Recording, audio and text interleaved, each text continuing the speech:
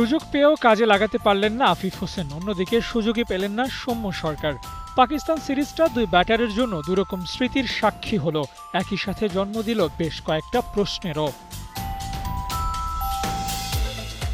খেলা মিরপুরে, প্রতিপক্ষ পাকিস্তান, আর সেখানে সৌম্য প্রাসঙ্গিক হবেন না তা হয় না। 2015 সালে পাকিস্তানের বিপক্ষে শতক আর সবশেষ খেলা উইন্ডিজের বিপক্ষে 91 রানের ওই ইনিংসটা ওকে হয়তো একাদশে জায়গাটা পাওয়ার দাবিটা জানিয়েই রাখে, কিন্তু সেটি বাস্তবে আর ফলেনি।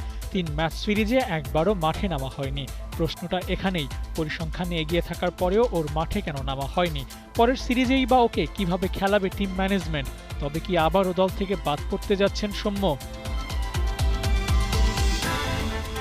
আফিফকে আরও একবার সুযোগ করে দিয়েছিল টিম ম্যানেজমেন্ট। ঘরোয়া ক্রিকেটে ওর পারফরমেন্সটা যে পাকিস্তানের বিপক্ষে কাজে লাগবে না তা কে জানত। ডোমেস্টিকে আফিফ শেষ 5 ইনিংসে করেছেন 202 রান, সেসব ফিকে হয়ে গেছে এই সিরিজে। প্রথম ম্যাচে ব্যাট করার সুযোগ না পেলেও দ্বিতীয় ও তৃতীয় ম্যাচ মিলিয়ে খেলেছেন 23 বল, রান করেছেন 19। সুযোগটা হেলায় নষ্ট করেছেন কিনা আফিফ কে জানে।